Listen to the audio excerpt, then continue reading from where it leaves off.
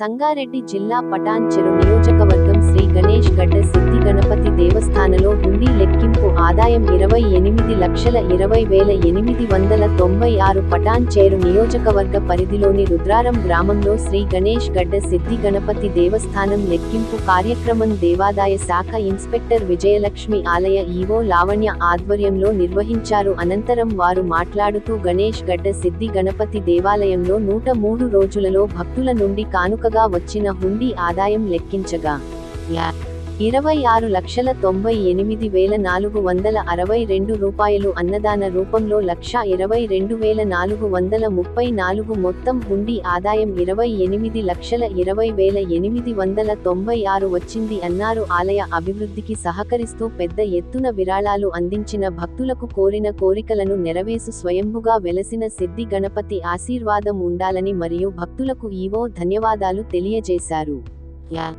ఈ కార్యక్రమంలో దేవాదాయ శాఖ ఇన్స్పెక్టర్ విజయలక్ష్మి, ఆలయ ఈవో లావణ్య, తహసీల్దార్ ఆఫీసర్ సంతోష్ కుమార్ శర్మ, ఆలయ జూనియర్ అసిస్టెంట్ ఈశ్వర్, అర్చక బృందం, ఆలయ సిబ్బంది, శ్రీ శివకేశవ స్వచ్ఛంద సేవ సంస్థ సభ్యులు, భక్తులు, గ్రామ పెద్దలు, ప్రజలు పాల్గొన్నారు.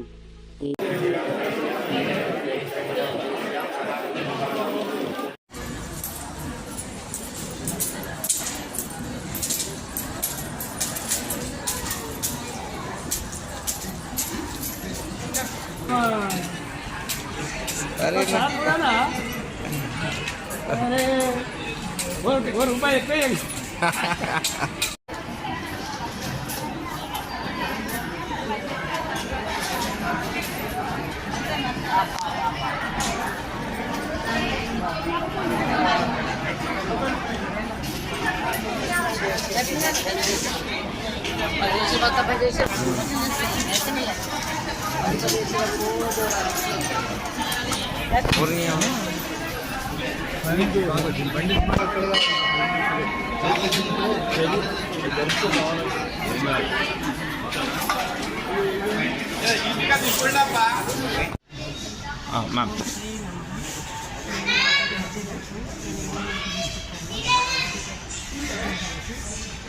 రుద్రారం గ్రామంలో గణేష్ గణపతి ఈరోజు నుండి లెక్కింపు చేయడం జరిగింది.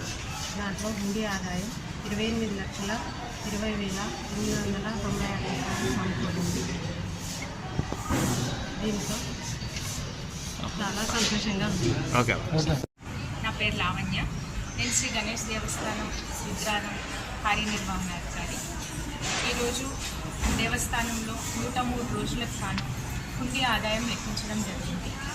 ఈ కార్యక్రమంలో గ్రామ పెద్దలు, మన దేవాదాయ శాఖ పరిశీలకులు శ్రీమతి విజయలక్ష్మి గారు, అదేవిధంగా రెవెన్యూ డిపార్ట్మెంట్ నుంచి సంతోష్ కుమార్ గారు, పోలీస్ డిపార్ట్మెంట్, భక్తులు, అర్చకులు, సిబ్బంది వీరందరి సమక్షంలో హుండీ లెక్కింపు కార్యక్రమం జరిగింది.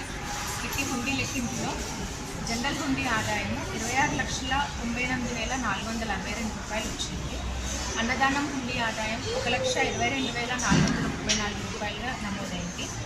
తర్వాత రెండు కలిపి 28,20,896గా నమోదైంది. ఇది గత కాలంతో పోలిస్తే భారీగా ఈసారి హుండీ ఆదాయం పెరిగింది. భక్తులందరి కార్యక్రమం సహకరించిన సేవా సమితి, హుండీ బృందం సేవా సమితి వాళ్ళు హుండీ లెక్కింపులో పాల్గొనడం జరిగింది. వారి శివకేశవ సేవా సమితి ఇస్నాపూర్ నుంచి కూడా రావడం జరిగింది. అందరికీ ధన్యవాదాలు తెలుపుతున్నాను.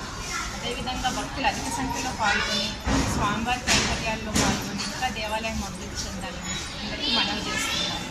అలాగే మన దేవాలయంలో కొన్ని అభివృద్ధి కార్యక్రమాలు కూడా తలపెట్టడం జరిగింది.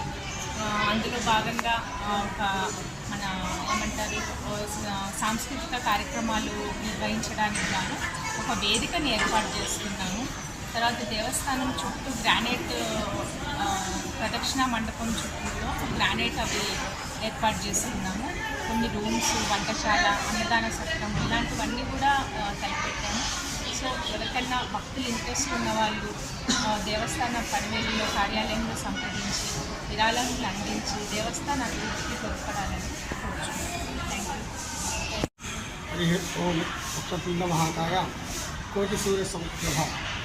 ఈ యొక్క వరసిద్ధి వినాయక స్వామి సన్నిధి లోపల భక్తులు విరాళంగా భక్తుల యొక్క కానుకల ద్వారా 103 రోజులకు గాను 28 లక్షల పైచీలకు హుండీ ఆదాయం రాబడింది.